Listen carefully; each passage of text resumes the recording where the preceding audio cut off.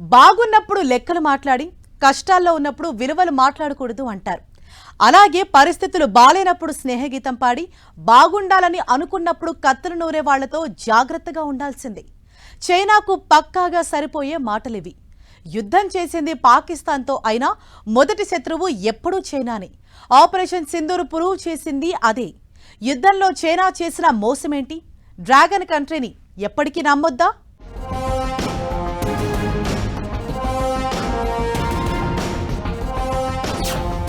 యుద్ధం చేసింది పాకిస్తాన్తో అయినా భారత్ మొదటి విలన్ చైనానే.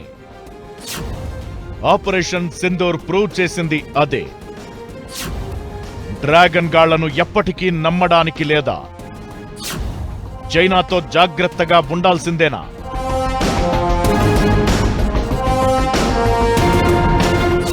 అందితే జుట్టు, అందకపోతే కాళ్ళు. ఈ విద్య చైనాకు తెలిసినంతగా మరే దేశానికి తెలియదు అనడంలో ఎలాంటి అనుమానం లేదు. భారత్ ఎదుగుదలను చూసి కడుపు మంటతో రగిలిపోతున్న చైనా చెయ్యని దరిద్రపు వేషాలు లేవు. ఇండియా చుట్టుపక్కల దేశాలన్నింటినీ గ్రిప్లోకి తెచ్చుకుని గేమాడే ప్రయత్నాలు చేస్తోంది. పాకిస్తాన్ను అడ్డుపెట్టుకుని భారత్ మీద పైచేయి సాధించేందుకు చేసే కుట్రలు అన్నీ ఇన్ని కావు. నిజానికి భారత్తో యుద్ధం చేసింది పాకిస్తానైనా వెనక ఉండి నడిపించింది మాత్రం చైనానే. ఆ దేశానికి అన్ని విధాలా సహకరిస్తూ భారత్ మీద ఎగదోసే ప్రయత్నం చేసింది. పైకి మాత్రం మధ్యవర్తిత్వం అంటూ బిల్డప్ ఇచ్చింది. ఇప్పుడు కాదు, 1962 యుద్ధం నుంచి చైనాది ఇదే తీరు. పరిస్థితి బాలేనప్పుడు మంచిగా నటిస్తూ పరిస్థితి అనుకూలంగా ఉంది అంటే విషం చిమ్మే రకం. చాలా విషయాల్లో ఇదే ప్రూవ్ అయింది కూడా. ట్రంప్ అధికారంలోకొచ్చాక మొదలైన టారిఫ్ వార్తో చైనా వేసిన దొంగ నాటకాలు అన్నీ ఇన్ని కావు. కలిసి నడుద్దామంటూ భారత్ ముందు స్నేహగీతం పాడింది. కట్ చేస్తే అదే యుద్ధంలో భారత్కు వ్యతిరేకంగా పాక్ వైపు నిల్చుంది. పాకిస్తాన్కు ఆయుధాలు అందించింది. వ్యాపారంలో భాగంగా ఇదంతా చేసింది అనుకుంటే పరిస్థితి అలా లేదు. యుద్ధం జరుగుతున్న సమయంలోనూ చైనా నుంచి పాక్కు ఆయుధాలు అందాయనే ప్రచారముంది. ఇలాంటి దగుల్బాజీ వేషాలు వేయడంలో చైనాను మించిన వారు లేరని మరోసారి ప్రూవ్ అయింది. చైనా మీద పూర్తిగా ఆధారపడిన పాకిస్తాన్ ఆ దేశం ఎలా చెబితే అలా చేసింది. డ్రాగన్ను పూర్తిగా నమ్మి ఇప్పుడు బొక్కబోర్లా పడింది. పాక్తో యుద్ధం ముదురుతుంది అనుకునే టైంలో మధ్యవర్తిత్వం అంటూ కొత్త నాటకం మొదలుపెట్టింది చైనా. ఇందులోనూ డ్రాగన్ కంట్రీ స్వార్థమే కనిపించింది. యుద్ధం పెరిగితే పాక్లో చైనా ప్రాజెక్టులు ఆగిపోయే ప్రమాదముంటుంది. అందుకే ఇంత నాటకం. పాకిస్తాన్ మిజైల్స్ ఏవైతే ఉన్నాయో దానికి కావాల్సిన global positioning system China Baidu systems ద్వారా వాళ్ళు మిజైల్స్ ని ప్రయోగించే ప్రయత్నం జరుగుతోంది. అలానే మొన్న జరిగిన ఆపరేషన్ సింధూర్ అప్పుడు కూడా చూసాం, పెద్ద ఎత్తున చైనా వీళ్ళకి ఆయుధ సామాగ్రి ఇవ్వటం జరిగింది. అవన్నీ మన వాళ్ళు తిప్పికొట్టారు. వాటిని ఛేదించుకుని ముందుకు వెళ్లి పాకిస్తాన్ లో స్థావరాలపై, ముఖ్యంగా ఎయిర్ ఫోర్స్ స్టేషన్స్ పై దాడులు సక్సెస్ఫుల్ గా మన భారత సైనిక దళాలు, వాయుదళం పెద్ద ఎత్తున నిర్వహించగలిగిందండి. భారత్తో స్నేహగీతం పాడిన చైనాకు పాకిస్తాన్తో మంచి సంబంధాలున్నాయి. ఇలాంటి సమయంలో ఎవరి వైపు ఉండకుండా తటస్థంగా వ్యవహరించాల్సింది.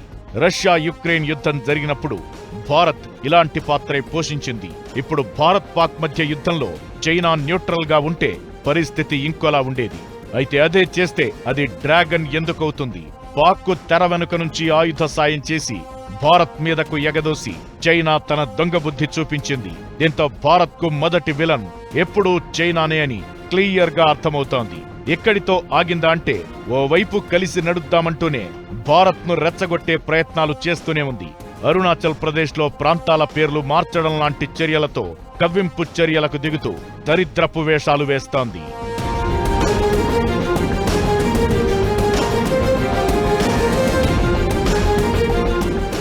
నిజానికి మనతో చైనా పేచి ఇప్పటిది కాదు.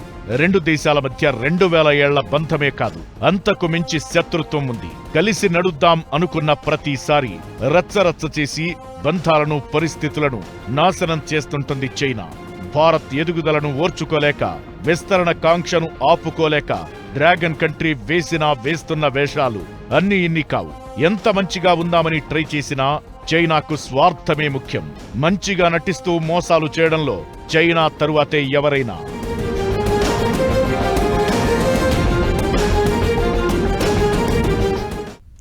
భారత్ విషయంలో చైనా అది మొదటి నుంచి మోసపూరిత విధానమే. ఒప్పందాలు ఉల్లంఘించడాలు, పేర్లు మార్చేయడాలు, కవ్వింపు చర్యలకు దిగడాలు కొన్ని దశాబ్దాలుగా చైనా చేస్తోంది ఇదే. అవసరం వచ్చినప్పుడు చిలక పలుకులు పలకటం, అవసరం తీర్చుకునేందుకు ఎంతకైనా దిగజారటం చైనాకు కొత్తేం కాదు. ఇంతకీ చైనా చెత్త చరిత్ర చెప్తుందేంటి? ఎప్పుడెప్పుడు ఏం జరిగింది?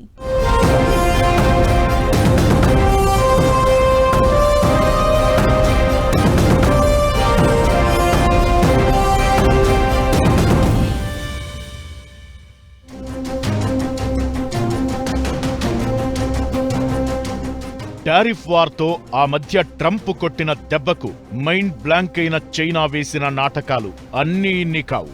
కలిసుంటే కలదు సుఖం, కలిసుందాన్రా, ఒకరికి ఒకరం అంటూ భారత్తో కొత్త గీతం ఎత్తుకుంది. పరస్పర సహకారంతోనే రెండు దేశాలు ఎదుగుతాయంటున్న చైనా డ్రాగన్ ఐరావతం కలిసి పాడాల్సిన గీతమిదే అంటూ స్టేట్మెంట్ ఇచ్చింది. అలాంటిది రోజులు తెరక్కముందే మళ్లీ తన కుక్కతోక బుద్ధి చూపించింది.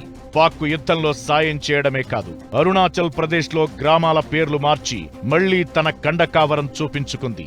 సరిహద్దు ప్రాంతంలో ఉన్న కొన్ని ప్రాంతాలకు చైనా పేర్లు మార్చే ప్రయత్నం చేసింది. 2024లోనూ చైనా ఇలాంటి పనే చేసింది. అరుణాచల్ ప్రదేశ్లోని కొన్ని ప్రాంతాలకు 30 కొత్త పేర్లు పెట్టి ఓవర్ యాక్షన్ చేసింది. ఇప్పుడు మళ్లీ అదే దొంగ బుద్ధి చూపించింది.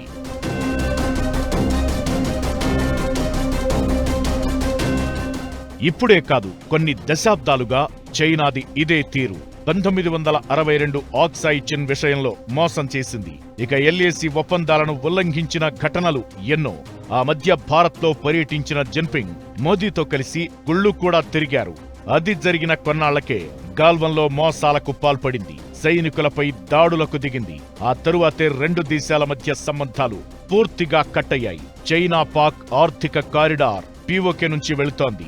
ఇది తమ ప్రాంతమే అని భారత్ వాదిస్తున్నా చైనా మాత్రం తన పని తాను చేసుకుంటూ పోతోంది. ఇక పాకిస్తాన్కు పూర్తిగా మద్దతుగా ఉంటున్న చైనా ఉగ్రవాద సమస్యకు పరోక్షంగా కారణం అవుతోంది. ఐక్యరాజ్య సమితిలో ఉగ్రవాదులపై చర్యలను అడ్డుకుంది. మసూద్ అజర్ను గ్లోబల్ టెర్రరిస్టుగా ప్రకటించకుండా ఉండడానికి ఐక్యరాజ్య సమితిలో చైనా వీటో అధికారాన్ని ఉపయోగించింది.